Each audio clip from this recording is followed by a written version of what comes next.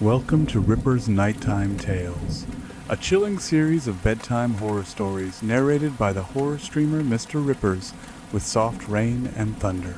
Drift off to multiple scary tales perfect for late night listening on rumble.com. Do hit that like button and consider following the channel. Leave a comment letting me know where and when you listen. Let's build a community. Okay, let's get started. Title: Collab with my personal demon author, Mr. Rippers, transcribed from recovered data. Chapter 1, The Signal-to-Noise Ratio. The silence of northern Vermont isn't truly silent. It is a frequency too low for the human ear to register, a sub-bass rumble of tectonic plates and frozen roots shifting under the weight of the coming winter. I felt it the moment I killed the engine of the Jeep. The vibration traveled up through the soles of my boots, resonating in my teeth. Jacksonville, Vermont. Whitingham area. A black hole on the coverage map, save for the single, overpriced fiber line running directly into the cabin that loomed above me. "All right, Rippers," I muttered, my breath pluming in the twilight air. "Showtime." I stepped out onto the gravel, the cold biting exposed skin instantly. The cabin was an A-frame monstrosity, jagged timber jutting into a sky that was already bruising purple with the early onset of night. It looked like a shark's tooth embedded in the hillside. Perfect. The aesthetic was everything. My audience on Rumble, the Myers Monday cultists, didn't tune in for a streamer in a well-lit bedroom with Funko Pops in the background. They wanted grit. They wanted isolation. They wanted to believe that when I put on the mask, I was the only living thing for 50 miles. Tonight, that was almost true. I moved to the back of the Jeep and popped the trunk. The cargo area was a Tetris game of Pelican cases. Hard plastic shells protecting the only things that mattered: the Mac Studio, the Sony A7C cameras, the Shure SM7B microphone, the Elgato lighting rigs, and the miles of XLR and HDMI cabling that constituted my nervous system. I hauled the main rig case out first. 60 pounds of silicon and glass. I trudged up the wooden stairs, the boards groaning under my weight. The key was under the mat, just as the Airbnb host had promised. I unlocked the door and pushed into the stale, pine-scented air of the interior. It was sparse. A main room with a vaulted ceiling, a kitchenette tucked into the shadows, and a loft bedroom. But the centerpiece was the window, a massive floor-to-ceiling pane of glass facing the dense tree line. "That's the shot," I whispered. For the next 3 hours, I wasn't a horror host. I was a technician. This is the unsexy reality of content creation. It's not about charisma. It's about cable management. It's about fighting with OBS, open broadcaster software settings, tweaking the ISO on the camera, and praying the bitrate holds. I set up the desk in front of the window. The reflection of the room ghosted against the darkening trees outside. I clamped the boom arm, ran the cables, and positioned the key lights to cast long, dramatic shadows across the rear wall. I wanted the darkness outside to be a character. By 7:45 p.m., the rig was green across the board, 950 megabits per second, up-down audio, crisp, video 4K 60 frames per second. I sat in the ergonomic chair, the leather creaking. I reached into the final case and pulled it out. The mask. The 1978 William Shatner mold, painted spectral white, the synthetic hair matted. When I held it, I felt a familiar electrical charge. It was a totem. When the mask was on, Mr. Rippers existed. When it was off, I was just a guy with a mortgage and a vitamin D deficiency. I placed the mask on the desk, facing the camera like a co-host. I poured 2 fingers of bourbon into a tumbler. I opened the streaming dashboard. Myers Monday, isolation event, giveaway category, horror, just chatting. I clicked start stream. "What is up, you magnificent deviants?" I said, my voice dropping an octave into the persona. Welcome back to the Church of the Painful Truth. We are live from the void. No neighbors. No help. Just you, me, and the shape. I pointed to the mask. The chat on the side monitor erupted. A waterfall of text. User Slay. Let's go Gorehound 99. That background is sick. Is that green screen? Ripper's back in the woods where he belongs. No green screen tonight, Gorehound, I said, tapping the glass behind me. That is 100% organic, grass-fed darkness. If you see something moving out there, timestamp it. I'm not turning around. The donation alert chimed. My TTS, text-to-speech narrator, a generic British voice I called Brian, read the message. Donation 500 bitses. Message, look at the stars, Rippers. They look weird tonight. I chuckled. Astronomy lesson already? Let's check. I glanced over my shoulder. The sky was clear. The stars were out. But as I looked, a frown touched my lips. I'm an amateur stargazer. I know Orion. I know the Dipper. I didn't recognize the constellation. Hanging directly above the tree line, it looked tangled, like a knot of wire. Just atmospheric distortion, chat. I dismissed it, turning back to the camera. Or maybe aliens. If I get abducted, make sure you clip it.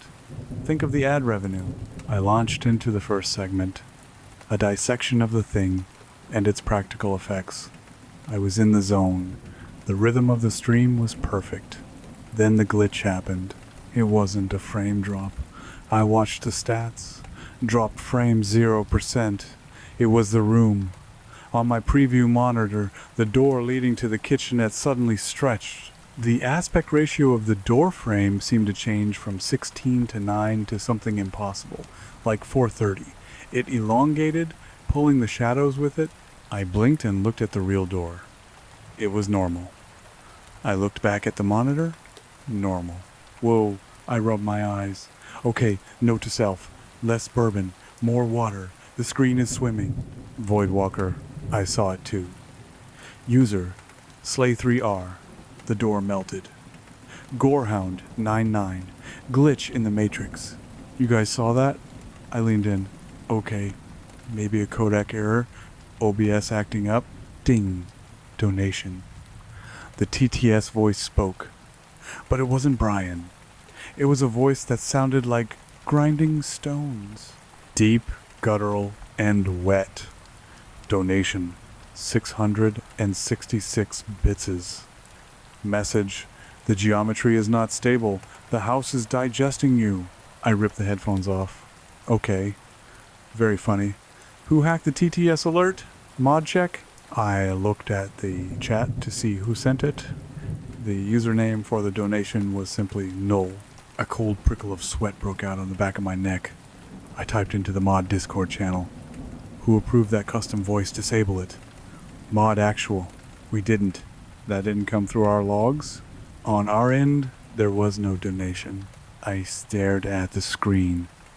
The donation alert was still on the overlay, slowly fading.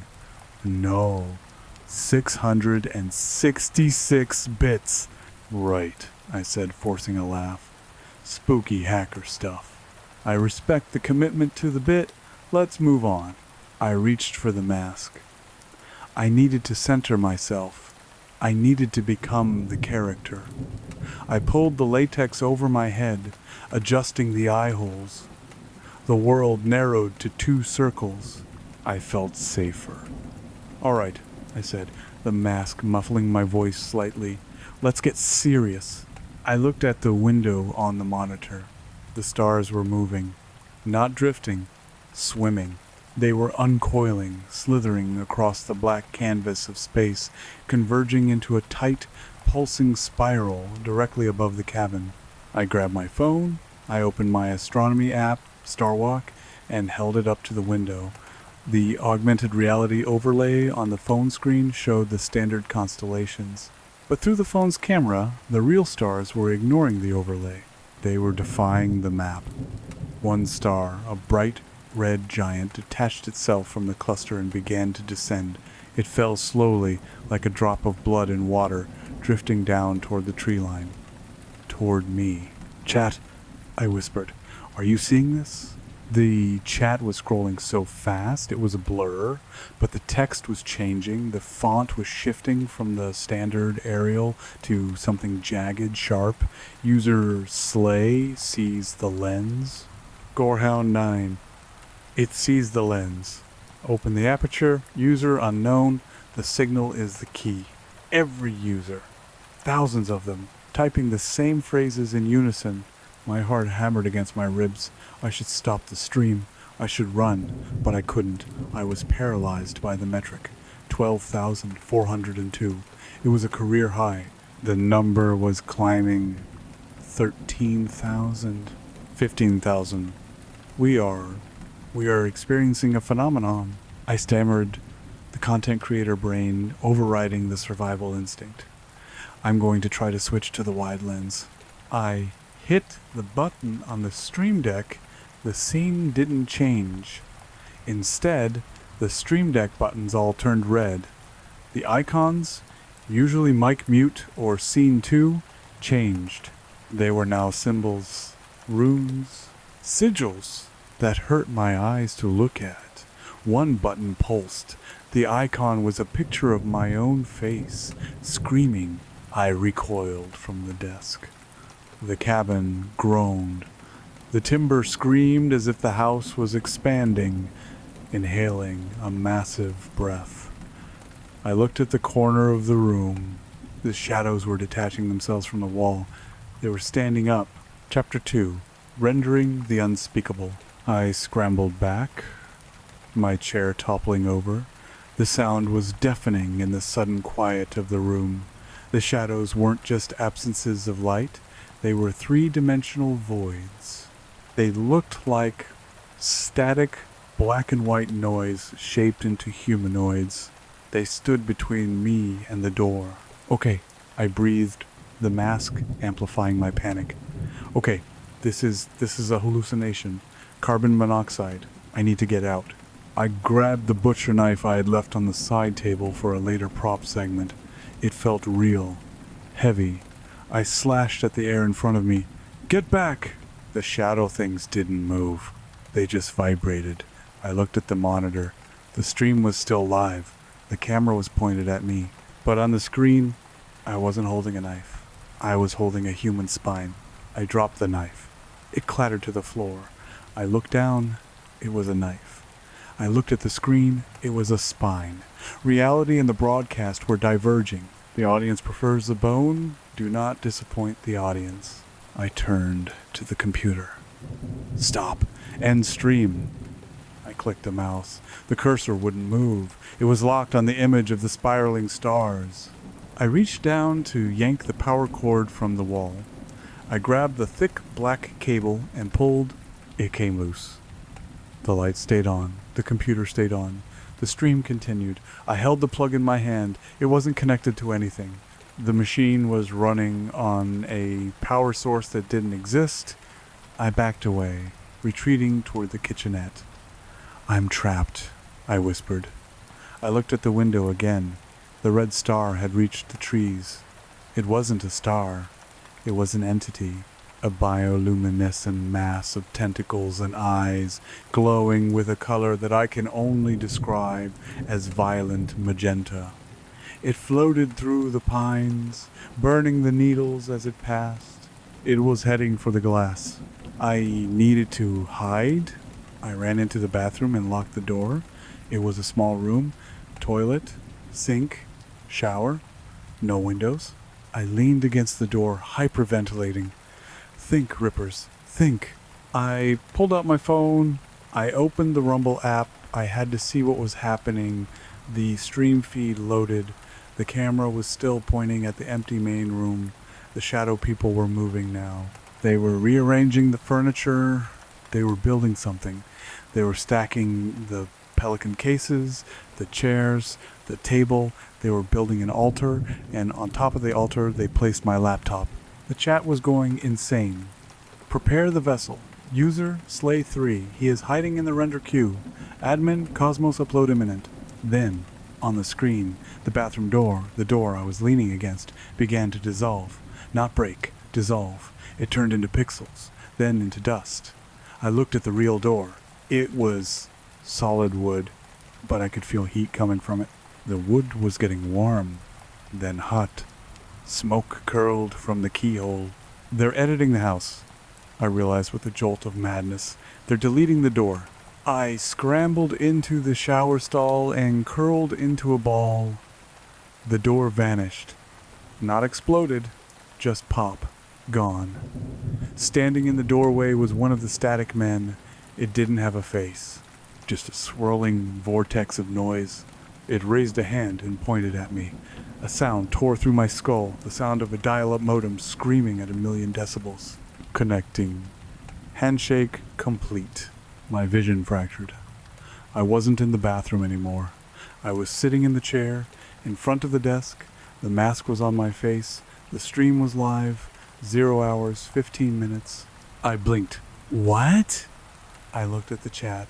User Slay3R, let's go, Gorehound99. That background is sick. I was back at the beginning. No. I looked at the stats doc. Dropped frames 15 million. Render time iteration 2. The loop. I was in a loop. But something was different. On the desk, carved into the wood with deep, jagged scratches, was a message that hadn't been there before. Don't look at the light. Read the chat logs. I stared at the carving. I ran a finger over it. A splinter drove into my glove. Real pain. I looked at the chat logs on the secondary monitor. I scrolled up, past the let's go messages, way up, into the history buffer. There were messages there from before the stream started. Messages timestamped 1,924, 1,850, 3,000 BC. User, Elder Thing, the gate is ready. User, Nyarlathotep, the streamer thinks he is the user. He is the used. User, Lovecraft, the angles are wrong. I realized then that Myers Monday wasn't a show. It was a ritual, and I wasn't the host. I was the sacrifice. The technology, the fiber, the OBS, the high bitrate, it wasn't broadcasting out. It was drawing something in. I had built a digital lighthouse in the dark, and the things in the deep had seen it. Chapter 3, the codec of the old ones. I had to break this cycle. If the house was being edited, if reality was being rendered in real time by some cosmic processor, I had to crash the system. I grabbed the mouse. I opened DaVinci Resolve. Okay. I gritted my teeth. You want to edit? Let's edit. I dragged the live stream feed directly into the timeline. This shouldn't be possible. You can't edit a live feed in post-production software without a delay. But it worked. The timeline populated. I saw the waveform of my own heartbeat. I saw the video track of the future. The timeline stretched out for hours ahead of the now marker. I scrolled forward. I saw myself dying. I saw the cabin imploding. I saw the entity entering the room and peeling the skin off my bones like wrapping paper. No, I snarled. I selected the future clip. I hit delete. The computer screamed, a physical scream, like a wounded animal coming from the chassis. Smoke poured from the vents. But the clip vanished. The future was blank. Black space. The cabin shook violently. The window shattered, exploding inward. Cold wind and snow rushed in, swirling with the purple mist of the entity. The static men in the room shrieked and dissolved. I had corrupted the file. Chat. System, admin, error, timeline corrupted, recalculating. User, Slay3, what did you do? He broke the cannon. I stood up, the wind whipping the mask against my face. I picked up the camera. The wireless transmitter was still active. I'm taking this off rails, I yelled into the mic. I climbed out the broken window into the snow. The sky was a ruin. The stars were falling, burning streaks of neon fire raining down on the Vermont woods. The sigil above was unraveling, leaking code into the atmosphere. The trees were glitching, flickering between pine trees and massive, fleshy tendrils. I ran. I trudged through the snow, the camera held high, filming the apocalypse. "Are you seeing this, Rumble?" I screamed. "Are you seeing the end of the world?" I reached the Jeep. I threw the camera in the passenger seat and jumped in. I turned the key. The engine roared to life, but the radio turned on by itself. Static. Then, a voice. My voice. "You can't leave the set, Rippers. The scene isn't finished." The car doors locked. The windows rolled up. The GPS screen lit up. The Source. The car put itself into gear. My feet weren't on the pedals. The steering wheel spun. The Jeep lurched forward, not down the driveway, but up the hill, into the woods, toward the crash site of the Red Star. We tore through the underbrush, branches whipping the windshield. The car was driving itself into the heart of the glitch. We broke into a clearing. In the center was a crater. And in the crater was not a meteorite. It was a server rack, a massive, monolithic obsidian tower, pulsing with blue veins, humming with the sound of a billion voices. The roots of the trees were plugged into it. The snow was feeding it. The Jeep stopped. The doors unlocked. I stepped out. The camera was still recording. I held it up. "This is it," I whispered. "The back end." I walked toward the monolith. The air here smelled of ozone and old paper. I saw screens embedded in the rock. Millions of them. Each one showing a different horror movie, a different nightmare, a different streamer. I saw a screen showing a girl in Tokyo running from a ghost. I saw a screen showing a man in London trapped in a bunker, and I saw a screen showing me walking toward the monolith. I reached out and touched the black surface. It was warm, flesh warm. My hand sank into it. The monolith wasn't rock. It was biological data. I felt a connection, a download. Knowledge flooded my brain. The universe isn't real. It's a content farm. The elder gods aren't monsters. They are the audience. They are the subscribers. They created us to suffer, because suffering drives engagement. I looked at the camera lens. I ripped the mask off. "I know what you are," I screamed at the lens. "I know what you want." The chat appeared in the air before me, floating in holographic text. "He knows. User. Cthulhu. Ban him. User. Nyarlathotep. No, this is the best part." I fell to my knees. The snow was melting around me, revealing circuit boards beneath the dirt. "I'm not going to give you a climax," I sobbed. "I'm going to give you a cliffhanger." I reached into my pocket. I pulled out a lighter. I looked at the monolith. "Burn," I whispered. But I didn't light the monolith. I lit the camera. I held the flame to the lens. The plastic melted. The sensor fried. The image on the stream turned to a bubbling, melting gray. The audio turned to a high-pitched screech. Chapter 4, The Eternal Buffer. Darkness. Then a spinning circle. Buffering. I am floating in the void. I can see the chat. It's the only thing left. User. Slay3R. Stream offline. Gorehound99. F. Voidwalker. When is the next stream? I am trapped here in the space between frames. But I am not alone. I can hear the others, the other protagonists who tried to cancel the show.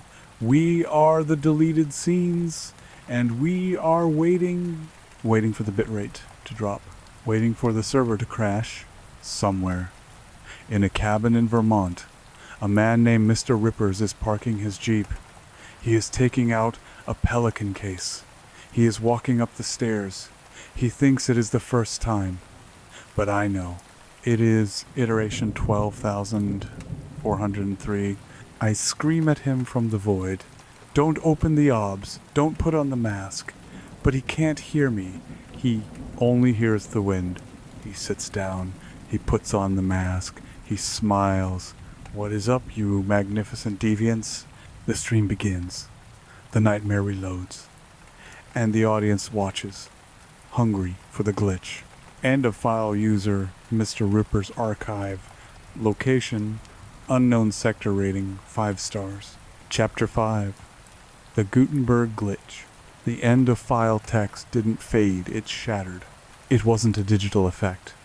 The air in front of me cracked like a windshield struck by a heavy stone, the white letters splintering into razor-sharp shards of light that rained down onto the floorboards.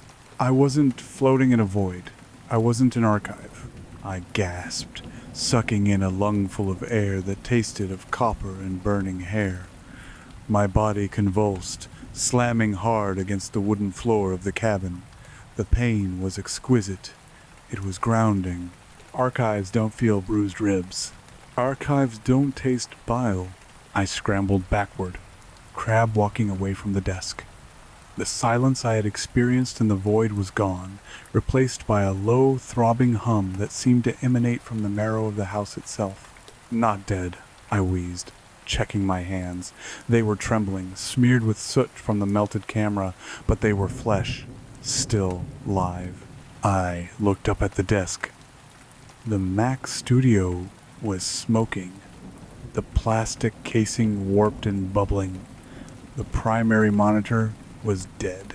But the secondary monitor, the vertical one I used for chat, was flickering with a sickly green luminescence. The stream wasn't offline. The bitrate counter was fluctuating wildly.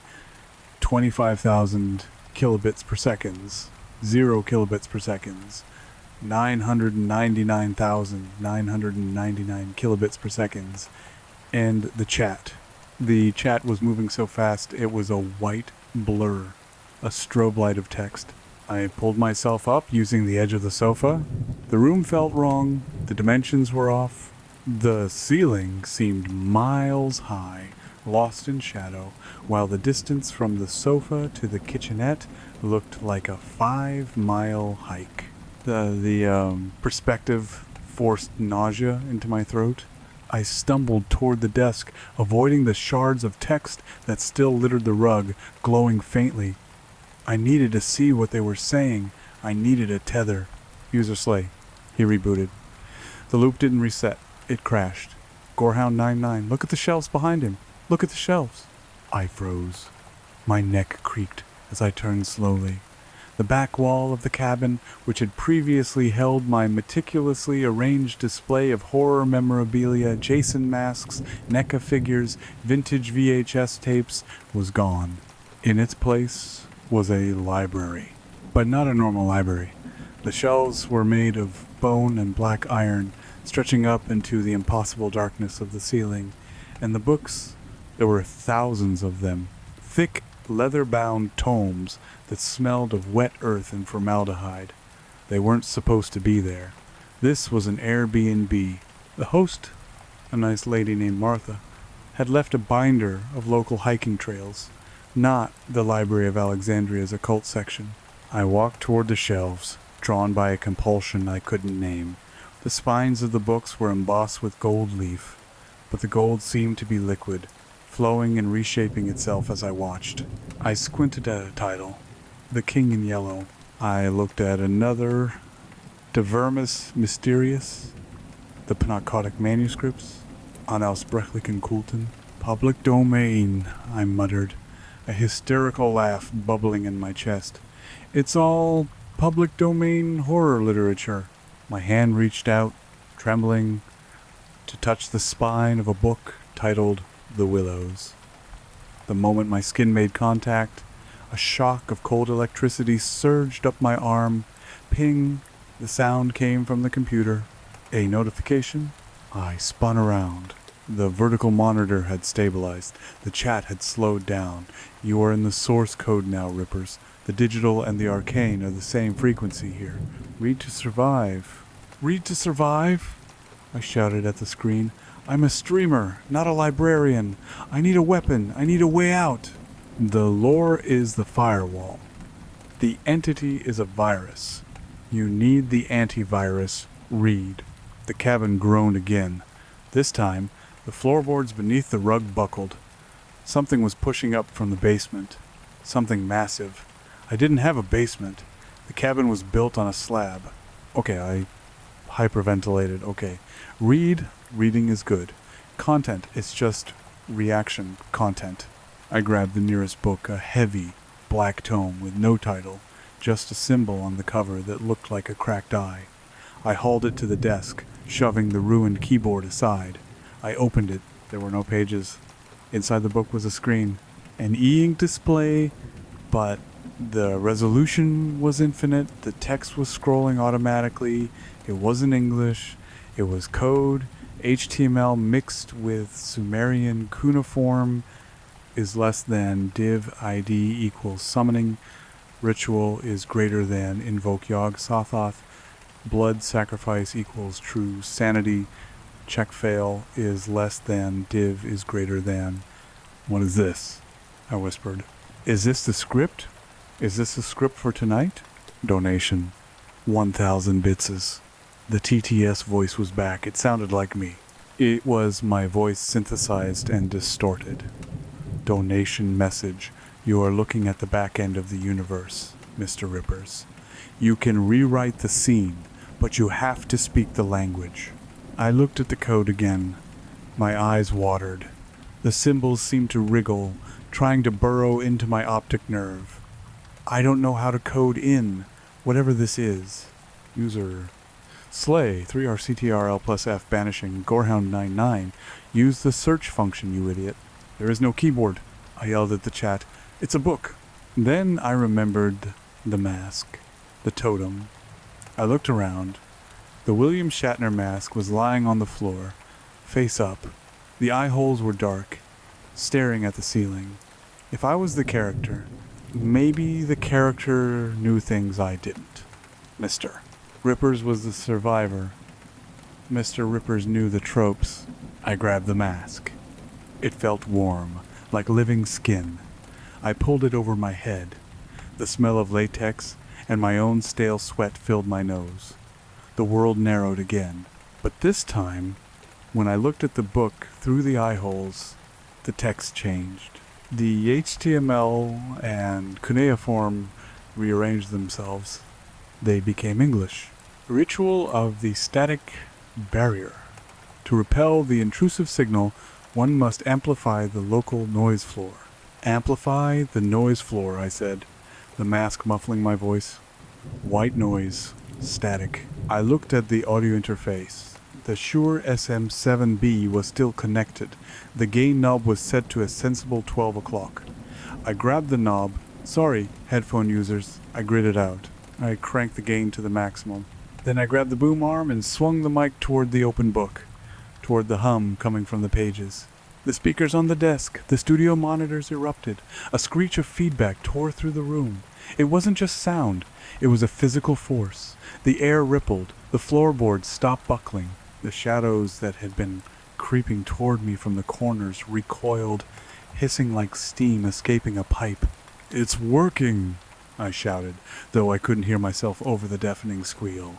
Audio warfare. I looked at the chat. Voidwalker, keep it up. The signal is weakening. User unknown. He is hurting the algorithm. But the victory was short-lived. The window, the one I had broken, the one letting in the snow, suddenly healed itself. The glass flew back together, fusing seamlessly. The reflection in the glass caught my eye. It wasn't me in the reflection. It wasn't Mr. Rippers in the mask. It was a tall, thin figure in a gray suit. Its face was a smooth, blank oval. No eyes, no mouth. And it was standing right behind me. I spun around in the chair. Nothing. Just the empty room and the impossible library. I looked back at the reflection. The figure was still there. It wasn't in the room. It was in the glass. It raised a hand and tapped on the pane from the inside. Tap, tap, tap. The sound bypassed the feedback loop. It echoed inside my skull. The figure in the glass pointed at the book I was reading. Then it pointed to its own blank face. And then a mouth tore open on the smooth skin, a vertical slit filled with rows of needle teeth. TTS voice. Donation. 5,000 bitses. Message. You are reading the user manual, little streamer, but you do not have admin privileges. The book on the desk slammed shut. The feedback cut out instantly. Silence rushed back in, heavy and suffocating. The vertical monitor went black. Then a single line of text appeared in the center of the screen, blinking slowly. Who was your sponsor? I stared at the text. My heart was hammering against my ribs like a trapped bird. Sponsor? I whispered. I don't have a sponsor for this stream. It's unsponsored content. The text changed. Wrong. Everyone serves a platform. The cabin shook. A violent, lateral shear that knocked the books off the shelves. But they didn't fall to the floor. They fell sideways, hitting the wall as if gravity had rotated 90 degrees. I grabbed the desk, my legs dangling as the room tilted. The window was now the floor. The door was the ceiling. I was hanging from the desk, looking down into the night sky through the glass. The star, the magenta entity, was directly below me now. It wasn't falling, I was falling toward it. The cabin was a vessel, and we were diving into the eye of the storm. Think! I screamed, my grip slipping on the smooth laminate of the desk. Public domain, lore, narrative tropes. If this was a story, I could change the genre. I could retcon. I looked at the pile of books that had fallen against the wall, the floor. One of them had tumbled open. The Dream Quest of Unknown Kadaf. I recognized the passage visible on the glowing page. It was about lucid dreaming. About controlling the narrative of the dreamscape. I am the narrator, I yelled, addressing the empty air, the glass floor, the entity below. This is my channel, my stream. I control the OBS. I pulled myself up, straining every muscle, and hooked my legs around the base of the heavy chair. I reached for the stream deck. It was still glowing. The icons were still runes. But I remembered the layout. Top left, Scene 1 Facecam. Top right, Scene 2 Gameplay. Bottom center, BRB screen. The Be Right Back screen. The pause. The interlude. If I could trigger the Be Right Back screen, I could freeze the narrative. I could buy time, but the button was pulsing with a hateful red light. It looked hot. I didn't care. I slammed my fist down on the center button. Chapter 6, the pause menu. The pain was instantaneous searing heat that melted the glove to my palm. But the effect was immediate. The world turned gray. Not black, gray. The color of a default texture. The gravity normalized instantly. I fell from the desk, hitting the floor, which was the floor again with a heavy thud. The roaring of the entity stopped. The wind stopped. Even the hum of the refrigerator in the kitchenette silenced. I looked up. In the air, suspended, like a holographic banner, were the words, "Stream, paused, starting soon." A loop of lo-fi hip-hop music began to play from nowhere. Chill beats to study, relax to. It was the most terrifying thing I had heard all night. I stood up, cradling my burned hand. The cabin was frozen. I walked over to the window. Outside, the snow was suspended in midair. The magenta tentacles of the entity were motionless, coiled around the pine trees like a freeze frame in an action movie. I looked at the chat monitor. The text was frozen. Don't pause it, you fool. User, Slay3. He broke the flow. I bought myself a minute. I whispered, pacing the room. The lo-fi beat plodded on, mocking the cosmic horror with its relaxed snare hits. Okay, think. The geometry is wrong, the code is wrong, the audience is old ones. I needed to change the set. If I was in a pause state, maybe I could alter the assets. I walked to the kitchenette. The door that had previously dissolved was back, but it was gray and untextured. I tried the handle. Locked. I looked around for a tool. The butcher knife I had dropped earlier was floating in midair near the sofa, caught in the time freeze. I plucked it from the air. I jammed the knife into the door jamb and pried. The wood didn't splinter. It pixelated. Chunks of gray geometry fell away. I kicked the door. It shattered into a cloud of polygons. I stepped through. I wasn't in the bathroom. I was in a hallway. A long, hospital-like corridor lined with doors. Each door had a nameplate. The Shining, Alien, Poltergeist, Blair Witch, Mr. Rippers, Iteration 12,402, Mr. Rippers, Iteration 12,403. It's an archive, I realized. It's the VODs, video on demand. It's where the past streams go. I walked down the hall, the lo-fi music fading, replaced by the murmuring of 1,000 voices behind the doors. I stopped in front of the door, marked Mr. Rippers, Iteration 12,404. That was me. That was now. The door was slightly ajar. I peered inside. I saw myself. I saw me, sitting at the desk in the cabin, frozen in the gray pause state. But standing behind the frozen version of me was something else. It wasn't the gray suit, man. It was a woman. She was dressed in a flannel shirt and jeans. She looked like a local. She was holding a clipboard, and she wasn't frozen. She looked up and saw me peeking through the door. She didn't look like a monster. She looked annoyed. She walked over to the door and pulled it open, staring me down. "You're not supposed to be in the hallway," she said. Her voice was flat, bored. "Your talent, get back on the set." "Who are you?" I demanded, raising the knife. She rolled her eyes. "I'm the stage manager." "You hit the pause button. That's a breach of contract, Rippers. The audience doesn't like dead air." "The audience is trying to eat my soul." "The audience is trying to be entertained," she corrected. "Eldritch gods have very high standards for engagement metrics. You're trending, by the way.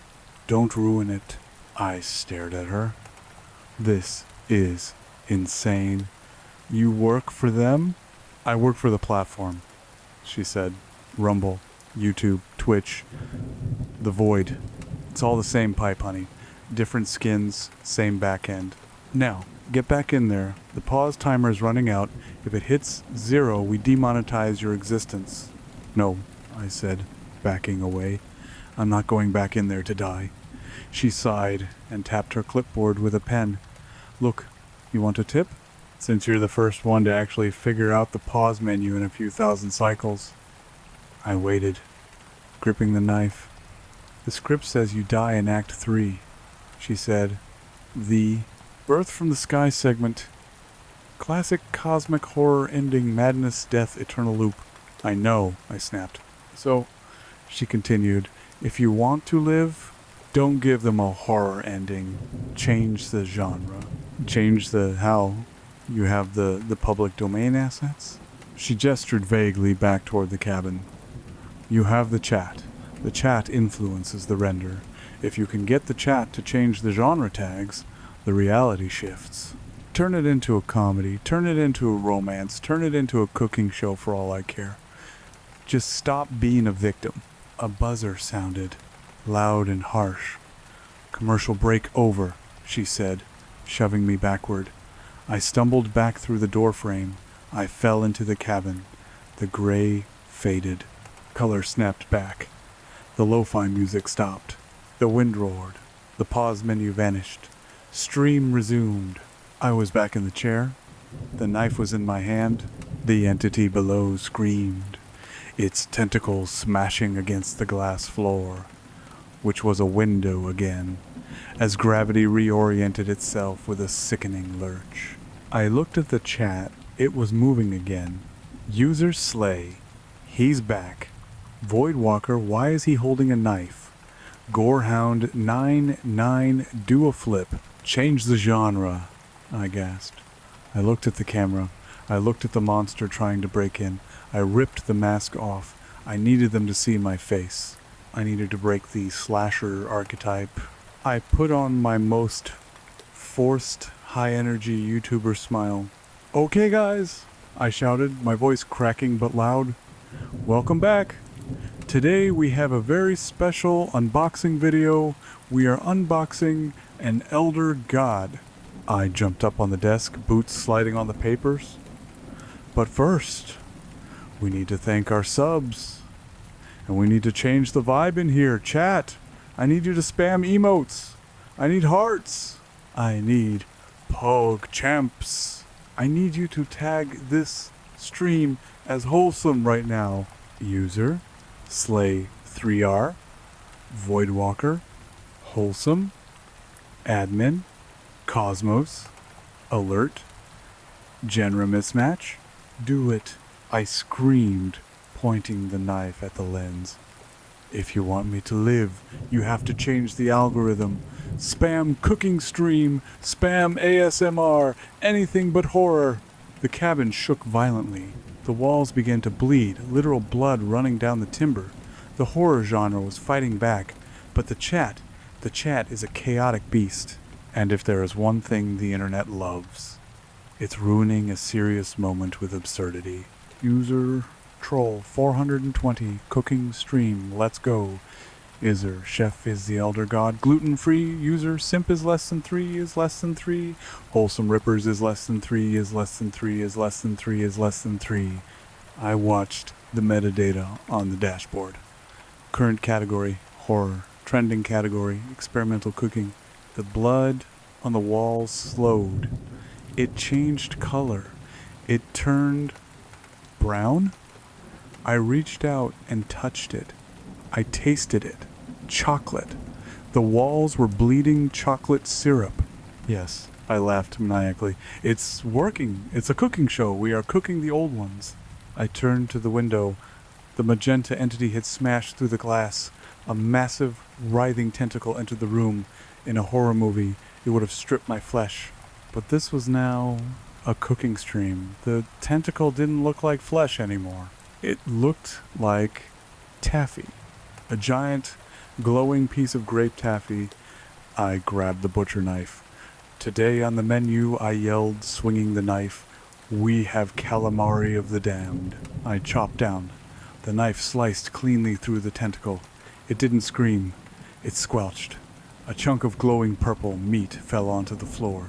I picked it up. It was warm. I looked at the camera. "Chat? Should I eat it 10,000 bitses and I eat the forbidden candy?" The donation alert exploded. The sound wasn't a scary noise anymore. It was a slide whistle. Ding, ding, ding. Donation 10,000 bitses. Message. Eat it. I took a bite. It tasted like ozone and blueberries. I swallowed. And then I felt the power. It wasn't madness filling me. It was admin access. My eyes began to glow. Not with evil red light, but with RGB gamer lighting. "Okay," I said, my voice vibrating with sub-bass. "Now we're cooking with gas." I looked at the library of forbidden tomes. "Chat, let's look up a recipe." I waved my hand. The books flew off the shelves, swirling around me in a vortex. They weren't grimeries of doom anymore. They were cookbooks. The Necronom Gnome Nomicon. "We need a binding agent," I said, scanning the floating pages. "We need to bind the entity to a physical form so we can bake it at 350 degrees. Voidwalker, use the obs. Voidwalker, drag and drop the entity into a folder." "Good idea, Voidwalker." I sat back down at the computer. My RGB eyes saw the code of reality clearly now. I opened OBS. I created a new scene. Scene name, Oven. I added a source window capture. I selected the entity outside. I clicked transition. Outside, the massive star beast shrieked a sound that was now comically pitched up. Like a chipmunk, it was sucked into the window. Not into the room, into the computer. The window view cleared. The snow fell peacefully. The monster was gone. I looked at my monitor. Inside the OBS preview window, Inside the little box labeled Oven, the Elder God was trapped. It was tiny, pixelated, and spinning helplessly. Ladies and gentlemen, I grinned, chocolate syrup dripping down the wall behind me. We got him, but as I reached for the mouse to save the recording, the door to the cabin burst open. It wasn't the police, it wasn't the stage manager, it was a man. He was wearing a boiler suit and a William Shatner mask. He was holding a machete. He looked exactly like me. He stepped into the room, shaking the snow off his boots. He looked at me. He looked at the chocolate walls. He looked at the RGB light streaming from my eyes. He tilted his head. "What is this?" the doppelganger asked. His voice was my voice, but deeper, colder. "This isn't the script." I stood up, holding the butcher knife. "Script's been rewritten, buddy. We're doing improv now." Chapter 7, The Copyright Strike. The other Rippers didn't laugh. He didn't even acknowledge the chat, which was currently losing its collective mind over the Spider-Man pointing meme situation unfolding on screen. "You can't change the genre," he said, stepping forward. The floorboards creaked under his weight, real, ominous creaks, not the slide whistle sound effects I had managed to manifest earlier. He carried the weight of the horror genre with him like a gravity well. The contract is specific. Tragedy, isolation, doom. I didn't sign anything. I bluffed, tightening my grip on the knife. The admin power I had gained from eating the tentacle was fading. My RGB vision was flickering. "You signed when you clicked Start Stream," he said. He raised the machete. It was rusted, jagged, a prop from a snuff film. "I am the enforcer. I am the regression to the mean. I am here to put the slash back in slasher." He lunged. He was fast. Unnaturally fast. I dodged, but not enough. The machete sliced through the sleeve of my hoodie, drawing a line of fire across my forearm. Blood hit the floor. Red blood. Not chocolate. The horror was reasserting itself. The metadata was shifting back. User. Slay. 3R. OH. Gorehound. 9. He's leaking. Voidwalker. Genre shift detected. Returning to horror. "No," I shouted. "Stay wholesome, damn it. Someone donate for a puppy." I scrambled over the desk, putting the furniture between us. The other Rippers kicked the desk. The heavy oak flew across the room and smashed into the wall, burying me under a pile of monitors and cables. The OBS scene flickered. The trapped Elder God in the Oven folder began to expand, pressing against the digital glass of the monitor screen. I was pinned. My leg was caught under the Mac Studio. The other Rippers walked over, dragging the machete. Sparks flew where metal met wood. He stood over me. The mask stared down, impassive, terrifying. "It ends the way it always ends," he said. "The final girl dies. Or the final guy. It doesn't matter. The camera needs a body." He raised the blade for the kill shot. I looked around desperately. My hand brushed against something on the floor. The remote control for the Elgato key lights. "Lighting," I whispered. "Atmosphere." If he was a creature of horror, he thrived in shadows. He thrived in high contrast, moody lighting. I thumbed the brightness wheel. "Let's see how you look in high-key sitcom lighting." I cranked it to 100%. Color temperature 6500K daylight. The room exploded in blinding white light. The shadows vanished. Every corner of the cabin was illuminated with the harsh, unflattering brightness of a hospital operating room or a 90 Seconds family comedy set. The other Rippers screeched. He covered the mask with his hands. "Too bright! No texture! No grain!" He stumbled back, blinded. The mystery was gone. In the bright light, he just looked like a guy in a dirty jumpsuit. He looked ridiculous. I kicked the computer tower off my leg and scrambled up. "Chat! Clip that! He's light sensitive." I grabbed the nearest tripod, a heavy-duty Manfrotto, and swung it like a baseball bat. Clang! It connected with his head. He went down hard. The machete skittered across the floor. I didn't stop. I was the director now. I jumped on top of him, pinning his arms with my knees. I grabbed the mask and ripped it off his face. I expected to see a monster or a rotting corpse. I expected to see my own face, but there was no face. It was just static. Gray, swirling television, static where a head should be. He wasn't a doppelganger. He was a placeholder, an asset that hadn't loaded properly. "You're just noise," I panted. "You're just signal noise." I looked at the computer. The oven scene was critical. The Elder God was breaking out of the window capture. I needed to purge the cache. I needed to hard reset the stream without killing myself. "Void Walker," I shouted at the chat. How do I raid? How do I raid another channel?" "Raid channel, name, user, Slay 3R. Raid the Void." "No," I said, an idea forming. A terrible, wonderful idea. I wasn't going to raid a random channel. I was going to raid the competition. I was going to raid the real Myers Monday, the one in the real world. If this was a pocket dimension content farm, then somewhere the original signal had to exist. I scrambled to the keyboard. I typed into the chat box, "Raid Jacksonville PD dispatch." "Let's see how the cosmic horror likes the police scanner," I muttered. I hit enter. Initiating raid. Viewers transferring. The cabin began to dissolve. This time, it wasn't turning into pixels. It was turning into audio waves. The walls vibrated and became sound. The static-faced man beneath me dissolved into a hiss of white noise. The chocolate walls, the books, the snow, it all became a frequency. I felt myself being pulled into the fiber optic cable. I was data. I was packets. I was hurtling through the dark web of the cosmos at the speed of light. And then I burst out the other side. Chapter 8, 911. "What is your emergency?" "Station 4, copy. Awaiting response." The voice was tinny. Analog. I opened my eyes.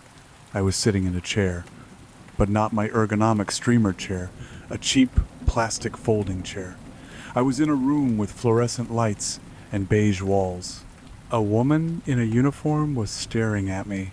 She had a headset on. Behind her, a bank of monitors showed maps of Jacksonville, Vermont. "Sir?" she asked, looking concerned. "You just walked in through the... well, you just appeared." I looked down at myself. My hoodie was torn. My arm was bleeding. I smelled like ozone and chocolate. I looked at the monitors. One of them was showing a live feed from a traffic camera near the woods. On the screen, I could see the A-frame cabin. It was on fire. Actual fire. Orange and yellow. And above it, the stars were normal. No spirals. Just the dipper. My voice was raspy. "I'm reporting a disturbance." The dispatcher blinked. "A disturbance?" "Yeah," I said, leaning forward, resting my elbows on her desk. "Illegal dumping. Someone dumped a cosmic entity on private property. And I think I violated several zoning laws regarding interdimensional travel." She reached for a button under her desk. Probably the panic button. "Sir, I'm going to need you to stay calm. What is your name?" I looked at a reflection in the darkened monitor. It was me. Just me. Tired, bruised, unshaven. "My name is..." I paused. The streamer persona felt distant. "Mr. Rippers was back in the machine." "My name is Elias," I said. "Wait, no. The instructions. Instructions, not characters named Elias." I shook my head violently. "My name is Dave?" I corrected. "Just Dave." The dispatcher nodded slowly. "Okay, Dave. Do you need medical attention?" "I need Wi-Fi," I said. "I need to check the VOD." "Excuse me?" The stream. I stood up, swaying. I rated the police frequency. "Are the viewers here?" I looked around the dispatch center. On the main screen, a text box flickered into existence over the map of Vermont. It wasn't part of their software. It was an overlay. User slay.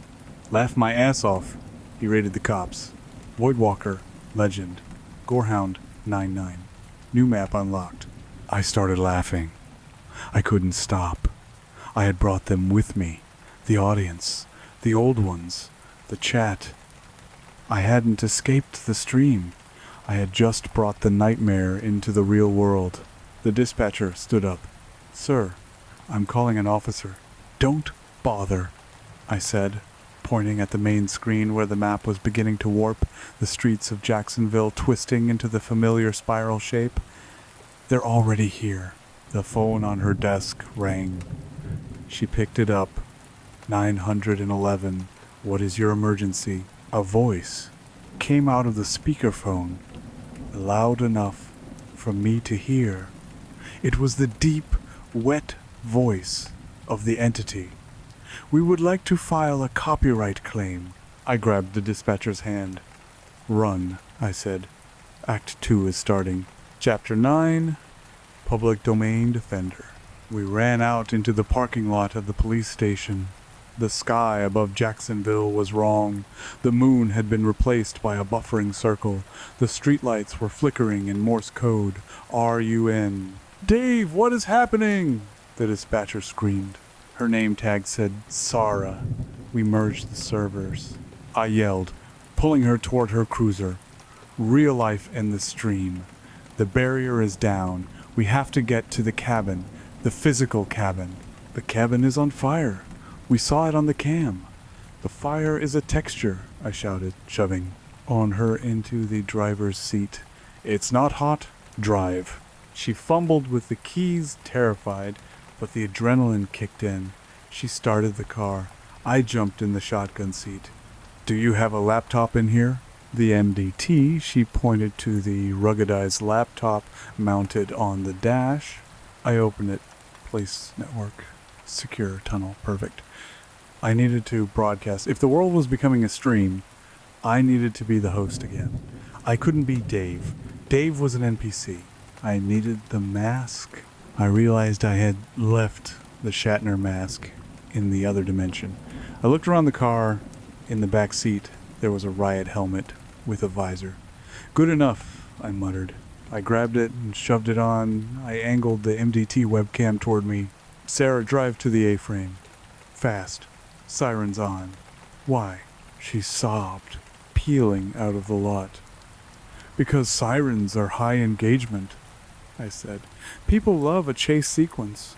I tapped into the broadcast software on the police laptop. I patched it through to Rumble, hijacking my own channel key. Stream start, police chase in real life, end of the world edition. "What is up, you magnificent deviants?" My voice boomed inside the helmet, sounding tinny and muffled. "We are live from the cruiser. We are taking this content to the streets." The chat exploded. "User Slay 3's back. User Copbot. Wee woo wee woo." Outside the window, reality was breaking down. The trees along Route 100 weren't trees anymore. They were giant, waving arms. The road wasn't asphalt. It was scrolling text, the terms of service agreement printed in blacktop. We hit a pothole, a clause about arbitration, and the car launched into the air. Sarah screamed. "Physics engine is floaty," I yelled. "Keep it steady." We landed hard. Ahead of us, the cabin burned. But as we got closer, I saw what the fire really was. It wasn't burning the wood. It was burning the sky around it.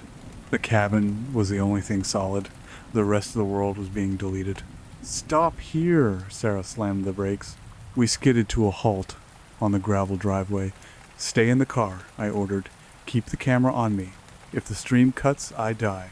Literally. "Dave? Please."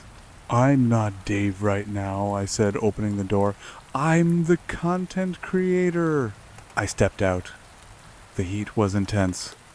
But it was a cold heat, the heat of a CPU overheating. I walked toward the cabin door. It was wide open. Standing in the doorway was nothing.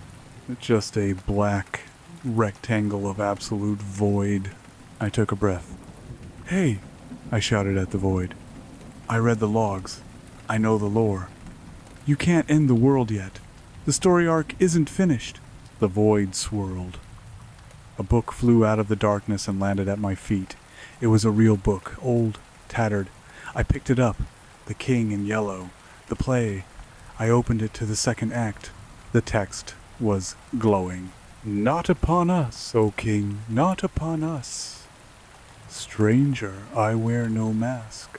I looked at the helmet reflection in the car window. I wear no mask, I whispered. I took the helmet off. No mask, I yelled at the void. Just me, just the user. The darkness pulsed. And then he stepped out, the King in Yellow. But he wasn't wearing tattered yellow robes. He was wearing a yellow hoodie. A yellow Supreme hoodie. And he was holding a smartphone on a gimbal. He was streaming too. He pointed his phone at me. Yo, the King said. His voice was like grinding glaciers, but the cadence was pure zoomer. Collab? I stared at him. The cosmic horror, the entity that eats stars. He wanted a collab. You want to cross-promote? I asked, bewildered. I need the clout. The King shrugged, the movement causing space-time to ripple around his shoulders. My numbers in the Andromeda sector are down. You have the Earth demographic locked. We team up, we destroy the sanity of the planet, we split the AdRev 60 over 40. 60 over 40? I scoffed. 50 over 50. And I keep the creative control. The King paused. He looked at his chat. Acceptable, he rumbled.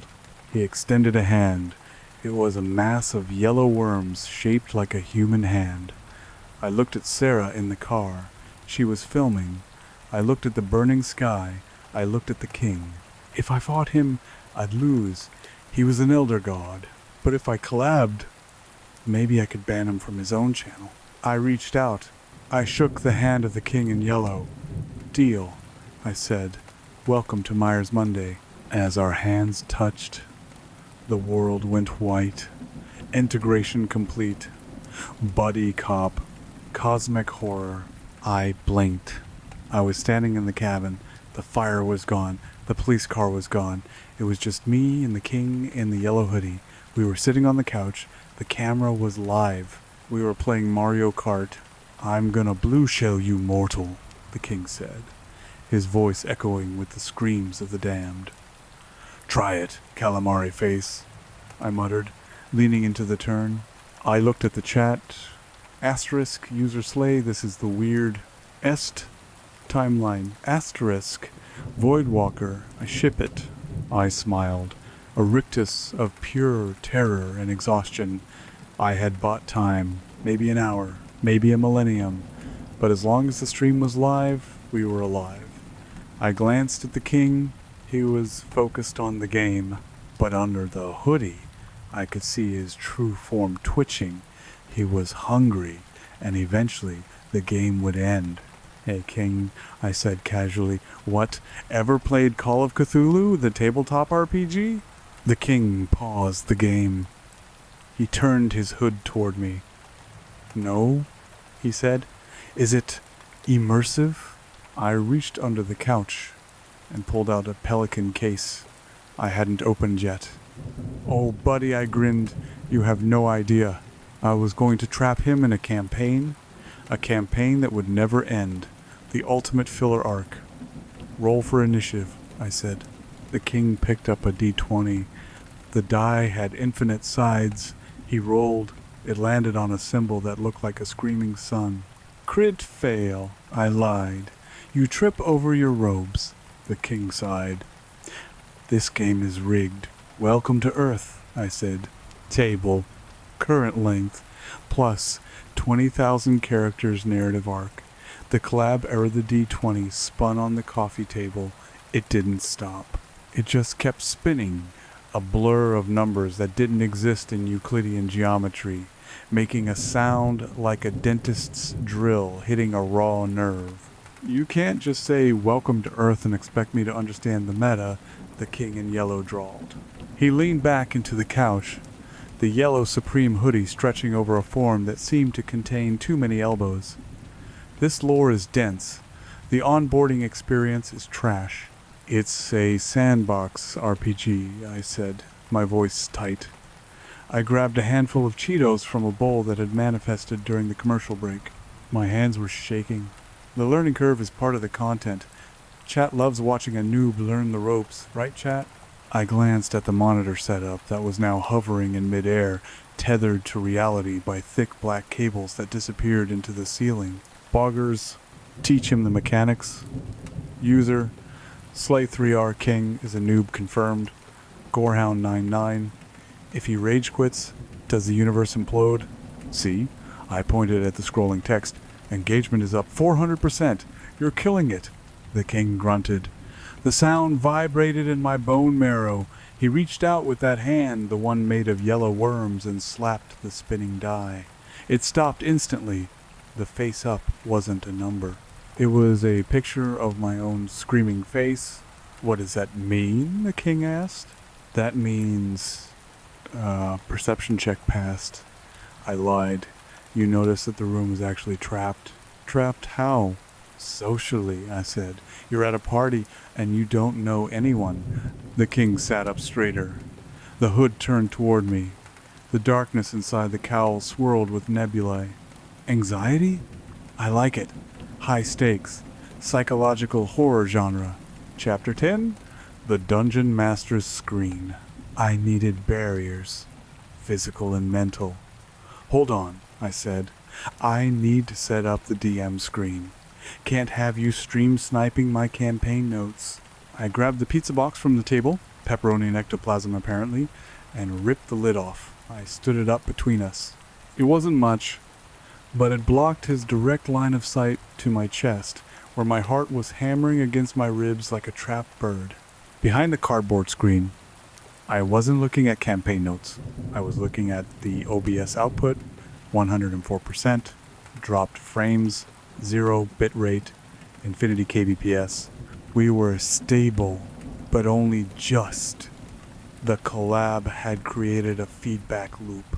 His reality warping power was feeding the stream, and the stream's observation was collapsing his waveform into something manageable. As long as the camera was rolling, he was just a guy in a hoodie. If the stream cut, he went back to being an incomprehensible cosmic horror, and I went back to being Adams. Okay, I said, grabbing a pen and a notepad. Let's build your character. Standard Call of Cthulhu sheet. Name? Hastur, he said. 2 on the nose. I shook my head. Brand risk. We need a pseudonym. Something relatable. Kevin, he suggested. Kevin. Okay, Kevin is a... I looked at him. What's your class? Private investigator? Librarian? Antiquarian? Influencer? The king said. I posed.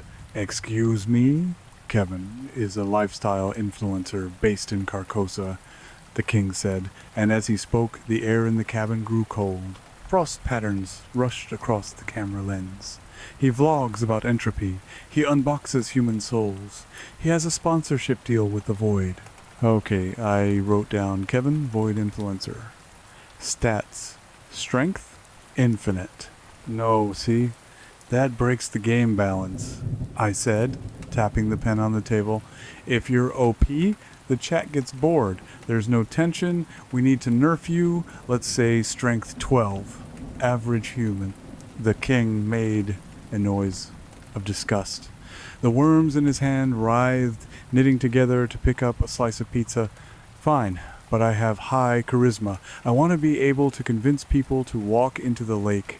Charisma 18. Done. Now, the scenario. I took a deep breath. This was it. The trap. You, Kevin, have been sent to a small town in Vermont, Jacksonville. You're investigating a disturbance. A local streamer named Mr. Rippers has allegedly stolen a forbidden artifact. The king chewed the pizza. Let me guess. The artifact is a Mac Studio? The artifact is the narrative control, I said. And you want it back. Meta, the king nodded. I respect the hustle. Let's play. I looked at the chat. He's locking him in a loop. Admin, Cosmos warning, recursive storytelling detected. User, Troll 420, roll for sanity check. You arrive in Jacksonville, I narrated, lowering my voice to my spooky storytelling register. It's night. The snow is falling, but something is wrong with the snow. It tastes like static. I lick the snow, the king said immediately. Okay, you lick the snow. It tastes like white noise. Like the Channel 3 fuzz. Give me a constitution roll. The king picked up the infinite-sided die. He rolled. Thud. The cabin shook. The sound wasn't a plastic clatter. It was the sound of a heavy vault door slamming shut. 17, the king read. Is that good? It's a pass, I said, wiping sweat from my forehead. You don't get brain freeze, but you see something down the road. A figure. I approach the figure. I assert dominance. I T-pose. It's a police officer, I improvised. She's holding a camera. I realized suddenly that I hadn't made that up. Through the window behind the king, I saw movement. Sarah, she had gotten out of the car. She was standing on the porch, filming through the glass with her phone. Her eyes were wide, staring at the hooded monstrosity on my couch. The king turned his head. He sensed her. NPC detected. He rumbled. No, I shouted, slamming my hand on the table. Look at me. Eyes on the DM. That's flavor text. That's background animation. She looks render heavy, the king said, standing up. The hoodie rippled. High polygon count. I want to interact. Kevin, I yelled. Sit down. You're in a cutscene. You can't move during a cutscene. The king paused. He looked at me, then at Sarah, then back to me. Unskippable cutscene? He asked, annoyed. Totally unskippable. Devs were lazy. Hidden loading screen. He sat back down, grumbling. AAA gaming is dead. Chapter 11. The Fetch Quest. I needed to integrate Sarah before he ate her. Actually, I said, thinking fast, the figure enters the tavern. She is a quest giver. The door to the cabin opened. The wind howled, blowing snow and loose script pages across the floor. Sarah stepped in. She was shivering, her police uniform dusted with snow. She held her phone like a weapon, the flashlight beam cutting through the gloom. Dave? She whispered. She looked at me, then at the king. She didn't scream. She was a dispatcher. She dealt with domestic disputes and drunk drivers. She had seen things, but she had never seen a cosmic entity wearing hypebeast streetwear. Sarah, I said, my voice pitched high and fake cheerful. Welcome to the stream. Chat. Say hi to Sarah. She's our special guest for the evening. User Simp. Hi, Sarah. User Slay 3R. Rip Sarah. She has entered the instance. Dave. Who is? She pointed the light at the king. The king hissed. He pulled the hood tighter. Turn off the high beams, narc. Ruining the vibe. This is Kevin, I said quickly. He's from out of town. We're playing a game. You have to play too. Play? Sarah looked at the machete on the floor, then at the chocolate stains on the wall, then at my desperate, pleading eyes. She understood. She was sharp. Right, she said, her voice trembling only slightly. A game. What are the rules? We're playing Call of Cthulhu, I said. Kevin here is investigating the town. You are the local guide. I'm the sheriff, Sarah corrected, stepping fully into the room and kicking the door shut. She holstered her phone but kept her hand near her actual gun. And Kevin is loitering. Ooh, the king said, leaning forward. Antagonist. I like it. I attempt to intimidate the sheriff. Roll for it, I said. The king picked up the die. He rolled. The die bounced off the pizza box and hit the floor. It landed on a symbol that looked like a cracked skull. Nat 20, the king declared. Critical success. The reality of the room buckled. The shadows behind the king detached themselves from the wall and stood up. They grew tall, looming over Sarah. The air pressure dropped so low my ears popped. The king's voice changed. It was the zoomer streamer voice anymore. It was the voice of the deep ocean. Kneel mortal, I am the yellow sign, I am the last king. Sarah didn't kneel. She drew her service weapon. Bang! She shot the king in the chest. The bullet hit the Supreme logo. It didn't bleed. It didn't tear. The hoodie absorbed the bullet like water hitting a sponge. The king looked down at his chest. He looked at Sarah. He started laughing. It sounded like rocks in a blender. Physical damage? He wheezed, returning to his persona. Bro, I have immunity to non-magical projectiles. Did you even read the patch notes? Sarah stared, gun smoking. What is he? He's a tank build. I shouted, stop drawing aggro, sit down, join the party. I looked at the chat. Gorehound 99. She shot the king, laughed my ass off. User, Slay3, ban her. Toxic behavior, no. Wait, let them cook. Sarah, I said, standing up and reaching over the DM screen. Please, sit. Grab a character sheet. If you fight him, the stream ends. If the stream ends, the world ends. We have to keep the content going. Sarah looked at me. She saw the RGB light fading in my eyes. She saw the terror. She slowly holstered her gun. She pulled up a wooden chair and sat at the coffee table, forming a triangle with me and the monster. Fine, she said. I'm the sheriff. My stats are maxed out. That's not how I started. Maxed out, she repeated, staring the king in the void where his face should be. The king clapped his hands. Competence! Finally! Okay, Sheriff. I ask you where the artifact is. Evidence locker, Sarah said flatly. But you need a warrant. I attempt to bribe the officer, the king said. I offer her. He reached into his pocket and pulled out a glowing, pulsating orb of pure madness. One eternal nightmare. Sarah looked at the orb. I don't take bribes, she said. Roll persuasion. The king rolled. A 2. Fail, I shouted almost too quickly. You fail. She is incorruptible. The bribe fails. The king frowned. He tossed the orb over his shoulder. It hit the floor and dissolved into a puddle of neon green sludge that burned a hole through the rug. Tough crowd, he muttered. Okay, I cast Charm Person. You're not a wizard, Kevin, I snapped. You're an influencer. You don't have spells. I have clout, the king argued. It functions as magic in this economy. Fine, I rubbed my temples. You try to use your influence. You say, do you know who I am? Do you know who I am? The king asked Sarah. Yeah, Sarah said. You're a guy wearing a hoodie indoors. You're a suspect. The king was getting frustrated. The cabin walls were starting to breathe again. The ceiling was dripping that brown goo chocolate mixed with something darker now. Oil. We were losing genre coherence. The buddy cop dynamic was fraying. The cosmic horror was leaking back in. I needed a twist. I needed a plot point to unite the party. Suddenly, I shouted, the window smashes. We all looked at the window. Nothing happened.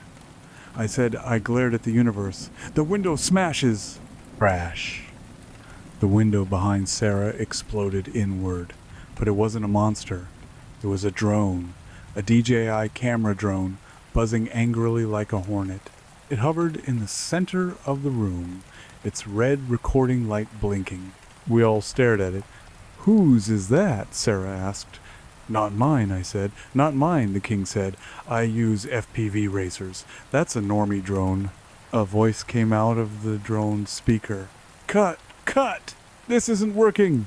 The voice was familiar. It was my voice. But not my voice.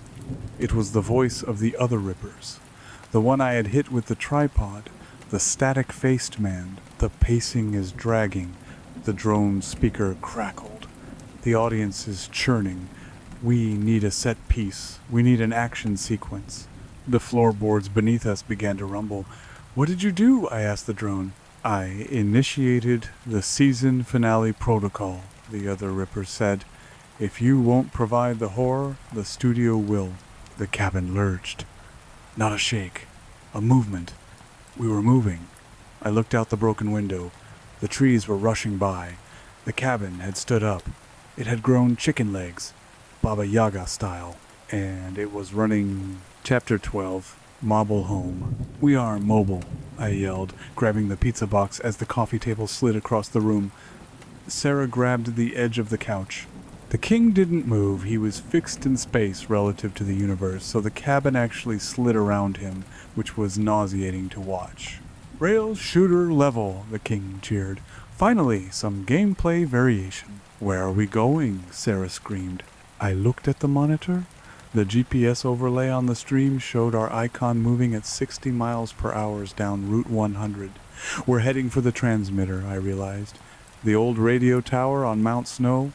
The signal wants to amplify itself. If the cabin reached the tower, the broadcast wouldn't just be on Rumble. It would be everywhere. Every screen, every phone. The king's unboxing of the human soul would go global. We have to stop the house, I yelled. I climb onto the roof, the king announced. I want to surf the house. Kevin, no! But he was already gone. He phased through the ceiling. I heard heavy thuds on the roof shingles above us. He's surfing the cabin, Sarah said, looking up. Dave, this is insane. This is Monday, I corrected. I scrambled to the computer. The webcam was still tracking me. Chat, we are currently in a high-speed chase. The suspect vehicle is my house. We are inside the suspect vehicle. User Slay. How's hype? Howl's Moving Castle remake looks lit. Admin. Cosmos. Alert. Gravity fluctuations. Sarah, take the wheel, I shouted. There is no wheel. It's a living room. Metaphorically. I pointed to the door. Shoot the legs. Or, I don't know, arrest the house. Sarah looked at me like I had finally snapped. But she moved to the door. She kicked it open. The wind roared in. The ground was a blur of snow and asphalt far below. We were 20 feet in the air, sprinting down the highway on timber stilts. I can't shoot the legs from here, she yelled. Use the drone. I pointed at the hovering camera drone that the other Rippers was controlling. I grabbed a cushion and threw it at the drone. Hey, Static Face, you want action? Give me a ride. The drone swerved. Unorthodox, the voice crackled, but visually dynamic. The drone grew. It didn't just get closer. It physically expanded until it was the size of a motorcycle. The rotors became massive scythes. It lowered itself to the floor. Get on, I told Sarah. On the drone? Yes, we have to get to the roof and stop Kevin from sinking with the radio tower. Sarah holstered her gun and climbed onto the chassis of the giant drone. I jumped on behind her, wrapping my arms around her waist. Go, I screamed. The drone shot out of the open door. The cold air hit us like a hammer. We were flying alongside the running cabin. It was a terrifying sight. My A-frame sanctuary, scuttling on massive, knotted root legs, sprinting down the moonlit highway, and on the peak of the roof, standing with arms wide, was the king in yellow. His hoodie snapped in the wind.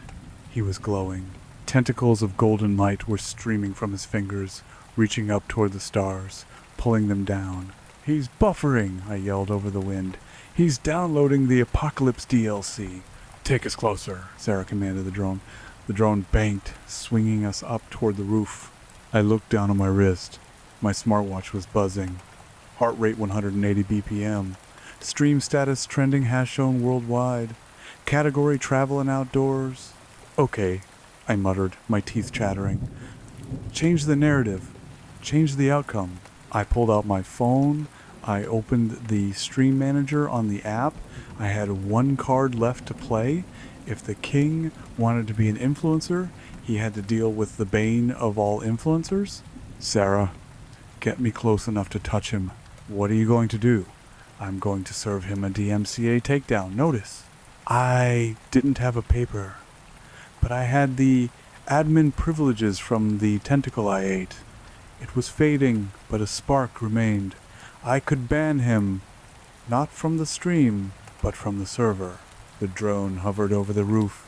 The king turned to look at us. His hood was a black hole. "You interrupt my vibing?" he boomed. "Kevin!" I shouted, standing up on the drone, balancing precariously. "You used copyrighted music. The background track. It wasn't royalty-free." The king froze. Lies. It was lo-fi beats to study, chill to. It sampled a Disney movie. I lied. "The mouse is coming for you, Kevin. The mouse is litigious." For a second, the cosmic whore hesitated. Even elder gods feared Disney lawyers. In that second, I jumped. I leaped from the drone to the roof of the running cabin. I tackled the king in yellow. We rolled down the shingles. I slammed my hand onto his chest. "Ban hammer!" I screamed. I imagined the button. A big, red ban user button. I pressed it into his chest. The king shrieked. It wasn't a cool, scary shriek. It was the sound of a microphone feedback loop. His form began to glitch. The yellow hoodie pixelated. The worms unraveled into binary code. "You cannot ban me," he roared, his voice fragmenting. "I am the content. I am the algo." Poof. He vanished, not into a portal, just gone, deleted. A message appeared in the sky written in burning letters. "User King.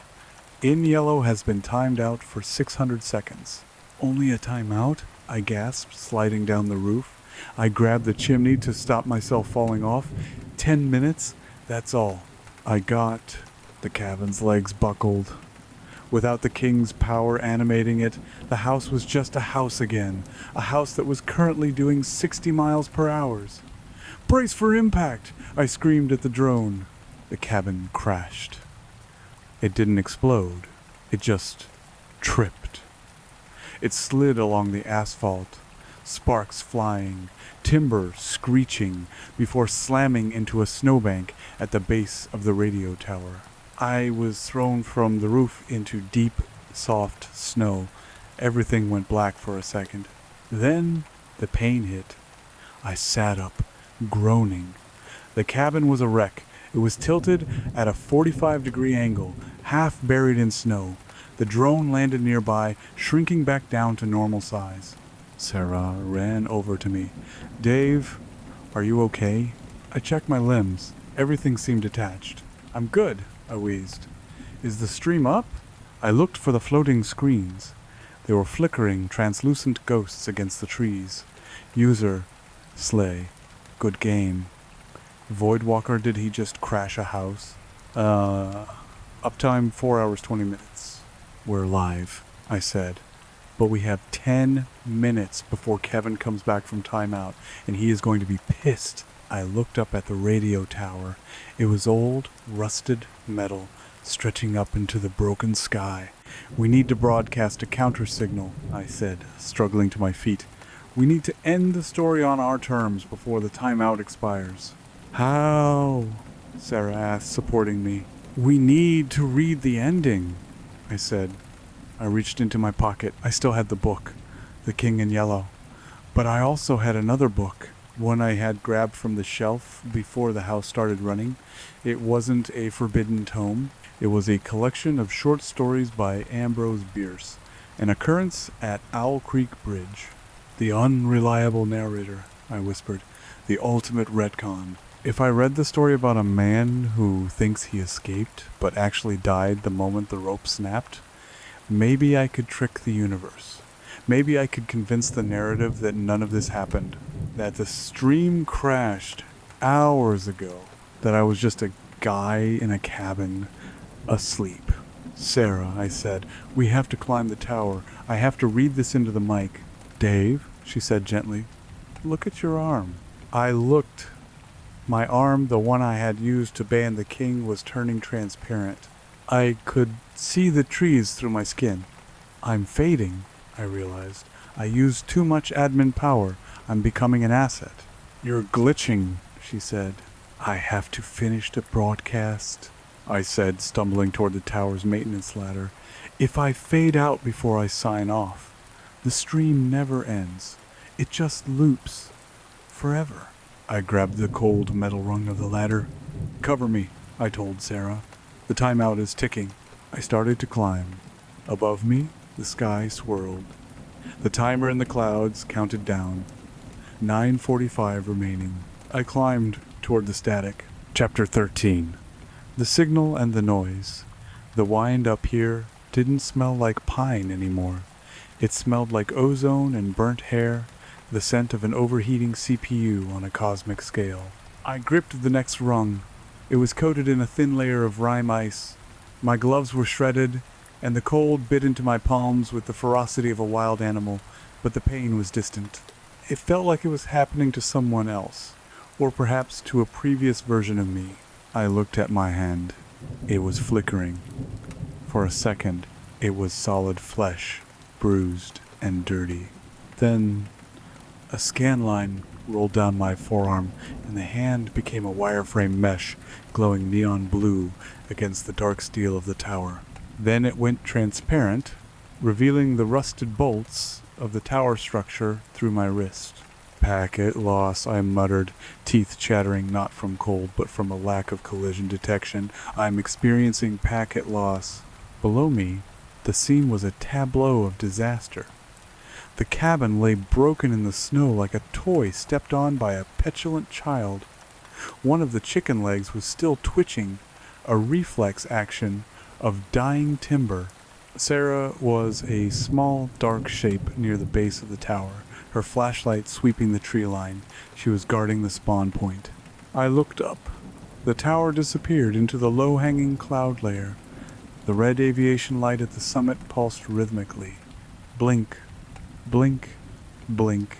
Every flash illuminated the timer in the sky. 7:22 remaining. Come on. I wheezed. I hauled myself up another step. Don't buffer now. The drone buzzed past my ear. The other Rippers was still piloting it, or maybe he was the drone now. The distinction was getting blurry. The camera lens swiveled to face me, hovering just a few feet away, tracking my ascent.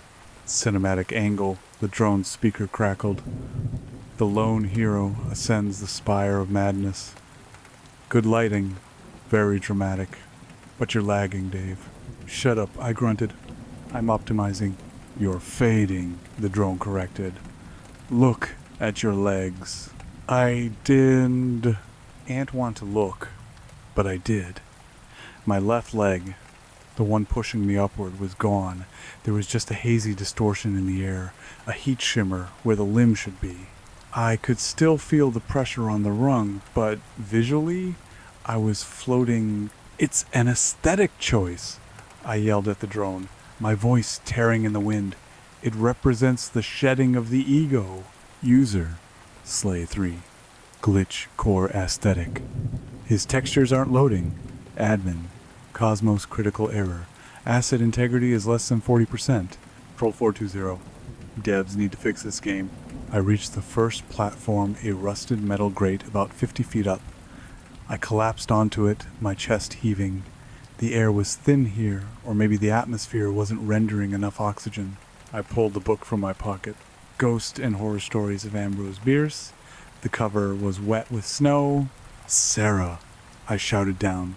The wind snatched the name away, but I saw her flashlight beam jerk upward in acknowledgement. I'm at the halfway point. She shouted something back. I couldn't hear the words, but the tone was urgent. She fired a shot into the woods.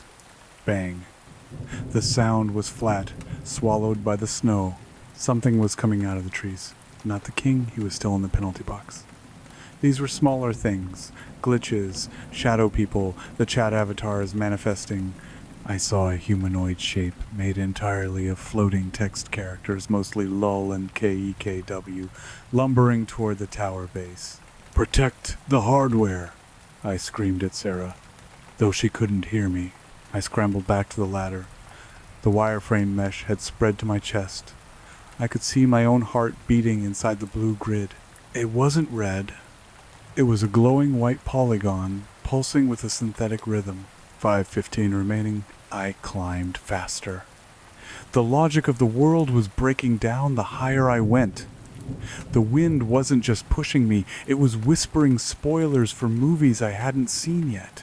The snowflakes weren't fractal patterns anymore, they were perfect squares of white pixels.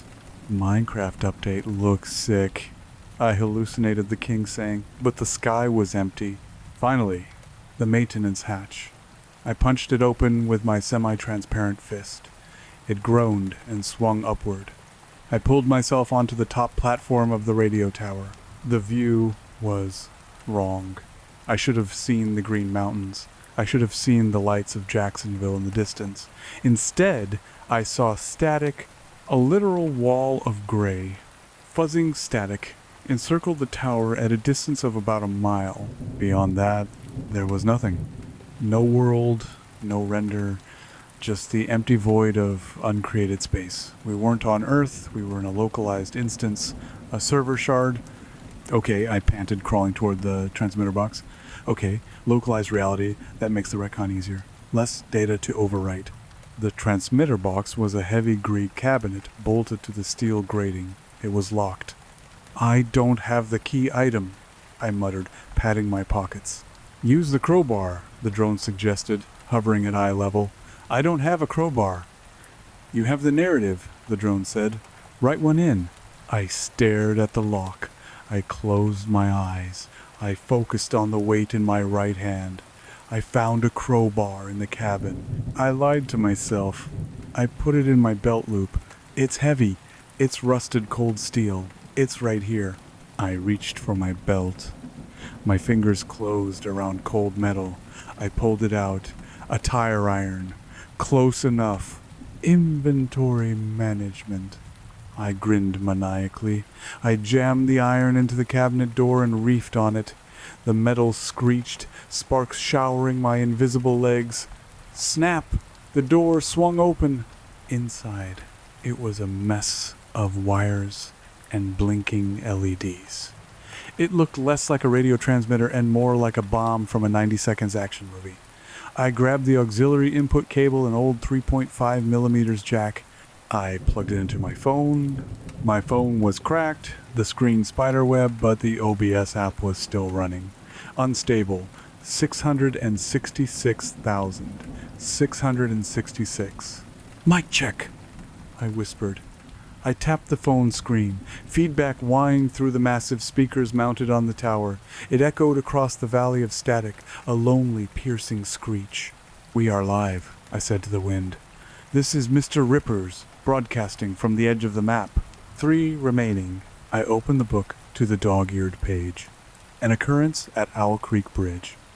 My hands were shaking so bad I could barely read the text. The letters seemed to be floating off the page, trying to escape before I could speak them. Chat, I said, looking into the drone's lens. We're changing the genre. We're pivoting. Horror is out. Psychological realism is in. Listen to my voice. I took a deep breath. The air tasted like copper.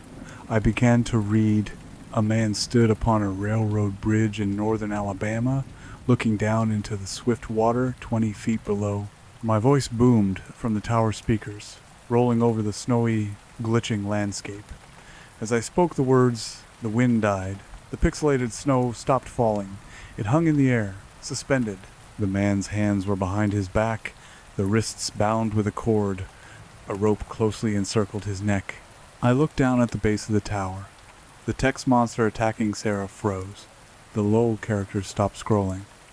Sarah looked up. Even from here, I could see the confusion in her posture. I wasn't just reading a story. I was overlaying a new texture on reality. I was telling the universe that this was the truth, that the hanging, the end had already happened, and everything else was a hallucination. If I could convince the stream that the king's arrival was just a dying dream, maybe the server would reset. 145 remaining. The sky began to curdle. The timer was fighting back. The numbers burned brighter, turning from red to a blinding white. Warning narrative dissonance detected. The words scrolled across the clouds like a news ticker. I kept reading louder, now shouting into the microphone. He closed his eyes in order to fix his last thoughts upon his wife and children. My transparency was spreading. My neck was gone now. I was just a floating head and a pair of hands holding a book. I felt a terrible pressure in my skull. The universe didn't want to be rewritten. The King's Code was deep. Dave, Sarah's voice crackled over the drone speaker. Something is happening to the tower. I felt it. The steel beneath me was vibrating, not shaking, changing. The rust was retracting. The metal was smoothing out. The radio tower was trying to become the bridge. Wooden planks were forcing their way out of the steel grating. The smell of ozone was replaced by the smell of wet timber and river water. "It's working!" I yelled. "The assets are swapping!" 059 remaining. I turned the page. My fingers were numb. I nearly dropped the book. If I dropped it, we were dead. The king would respawn, and he would delete us all. I gripped the paper with my wireframe fingers. He unclosed his eyes and saw again the water below him. If I could free my hands, he thought, I might throw off the noose and spring into the stream. By diving, I could evade the bullets and, swimming vigorously, reach the bank. The static wall in the distance was receding. The gray fuzz dissolved, revealing trees. Normal trees. A river. But the river was flowing up. "Come on," I gritted my teeth. "Render, damn you." 030 remaining. The drone moved closer. The lens was inches from my face. "He's coming back," the other Rippers whispered. "I can feel the login sequence initiated." I looked at the sky. The numbers were counting down the seconds. 010, 09. I skipped to the end. I had to stick the landing. Peyton Farquhar was dead. I screamed into the void. Linden Lingwufen? The sky ripped open. A yellow light, brighter than the sun, began to pour through the tear in the clouds. The king was returning. His body, with a broken neck, swung gently from side to side beneath the timbers of the Owl Creek Bridge. Lingdar Lingifen. I slammed the book shut. "End stream!" I shouted. Cut to black. Lingden. The timer hit 0. The yellow sign exploded in the sky. But at the same exact moment, the reality of the bridge slammed into the reality of the tower. There was a sound like a grand piano being dropped from orbit. A discordance. A fatal error. The world didn't go black. It went blue. Chapter 14. The Blue Screen of Death. Silence. Absolute ringing silence. I opened my eyes. I was floating. Not flying. Floating. There was no gravity. No up or down. Everything around me was a soft, luminous blue, the exact shade of a Windows crash screen. White text hung in the infinite space in front of me. A problem has been detected and reality has been shut down to prevent damage to your existence. Driver, IRQL, not less or equal king in yellow. I crashed it, I whispered. My voice didn't echo, it just existed. I looked at my body. I was whole again. No wireframe, no transparency. I was wearing my flannel shirt. My hands were solid. But I wasn't in Vermont. I spun around, or thought about spinning, and my orientation changed. Sarah was there. She was floating about 20 feet away, her arms flailing in the 0G environment. Her police uniform was pristine. Her gun was floating next to her, unholstered. "Dave?" she called out. Her voice sounded like it was coming through a tin can. "Where the hell are we?" "The buffer zone," I said, swimming through the blue void toward her. "The RAM.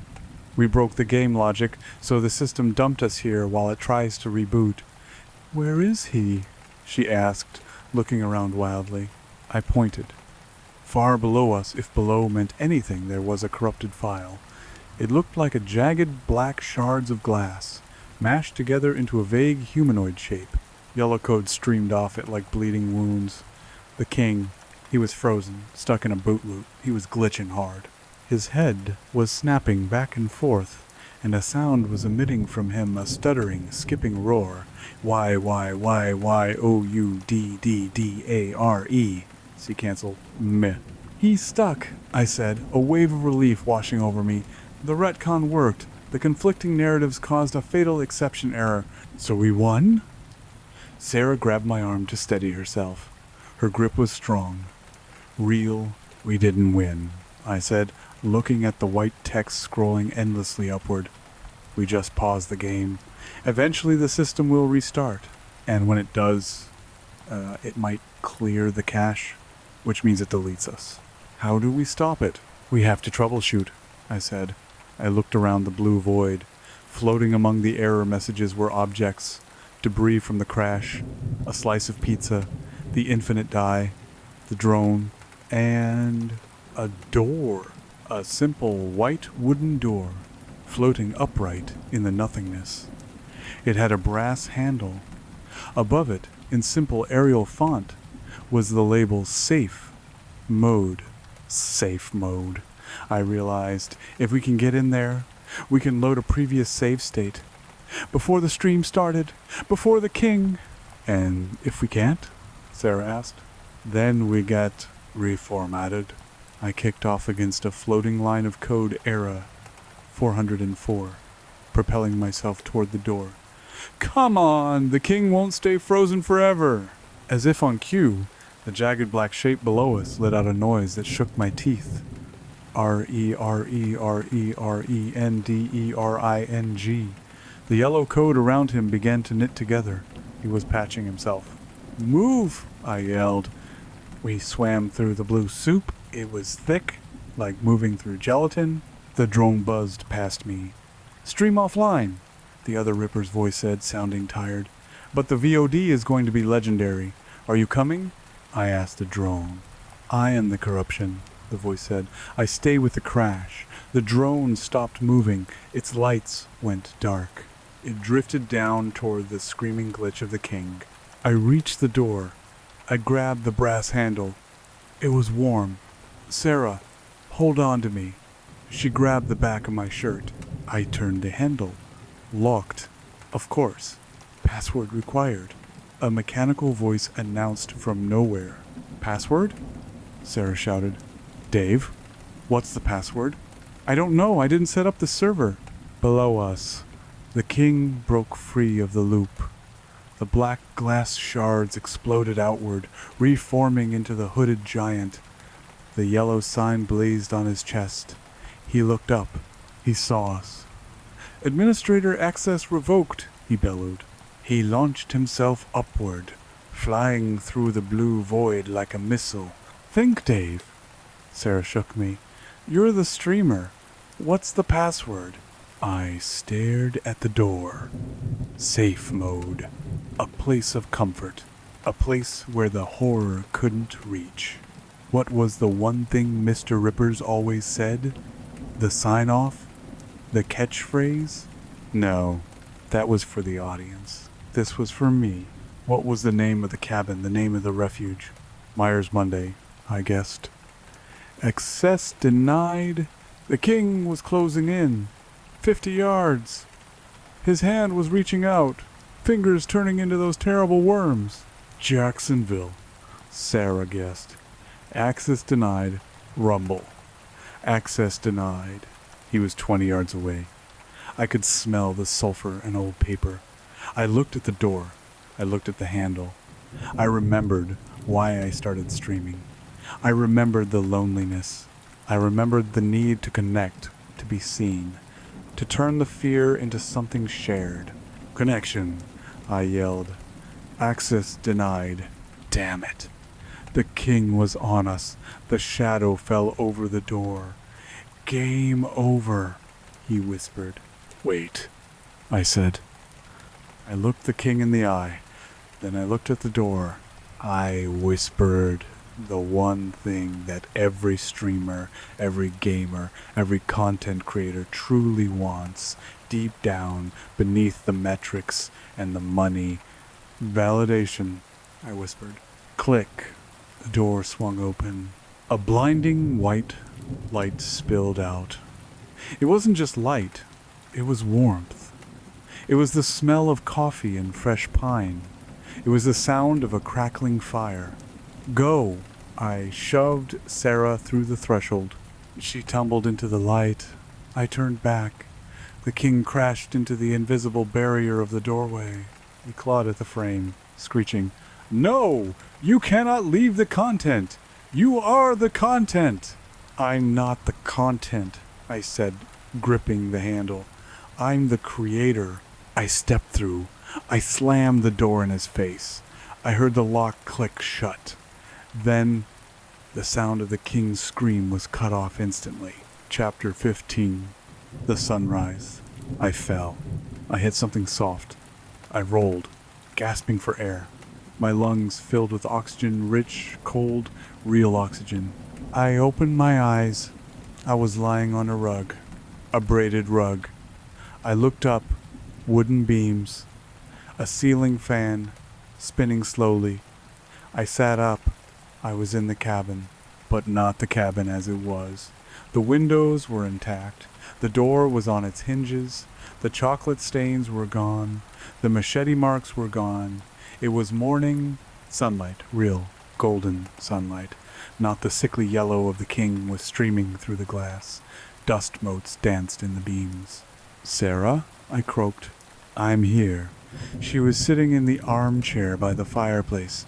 She was holding a mug of coffee. Her uniform was clean. Her gun was holstered.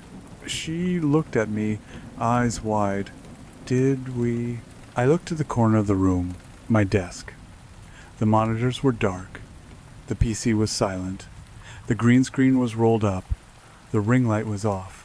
I scrambled to my feet and ran to the window. I looked out. Snow covered the ground, bright and clean. The trees were still. A cardinal flew from one branch to another, a splash of red against the white. No static, no glitches, no twisting stars. Just Vermont. "It's over," I whispered. We loaded the save. I walked over to the desk. I touched the mouse. The monitors flickered to life. OBS was open. Offline, last broadcast 12 hours ago. I looked at the chat log on the side of the screen. It was frozen from last night. The last messages weren't screams. They weren't madness. User Slay3, great stream tonight, rip. See you next Monday.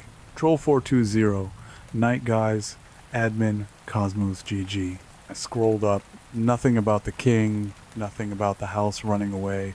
Nothing about the blue screen. Just a normal stream. A reaction video to some spooky TikToks. A bit of gaming.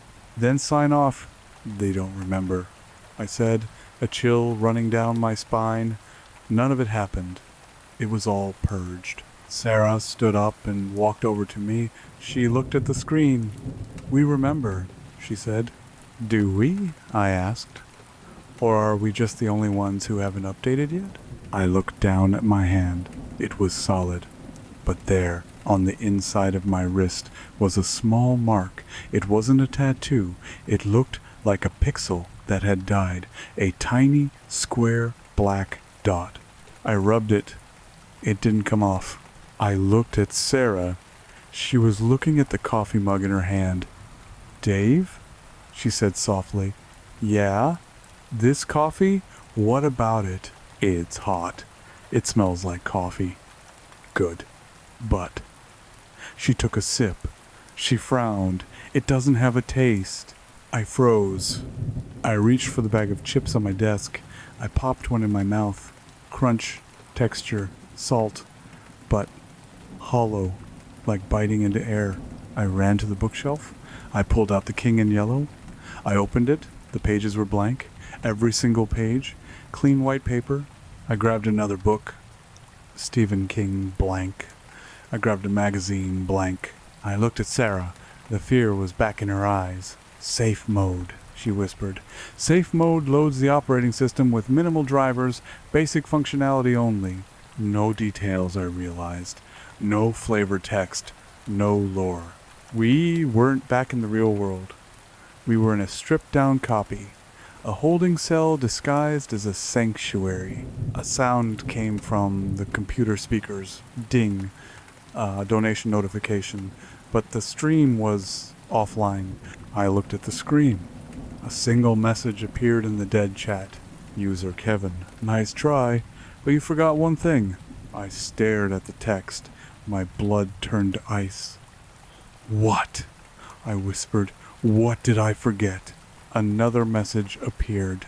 User Kevin, cloud save. The sunlight in the window flickered.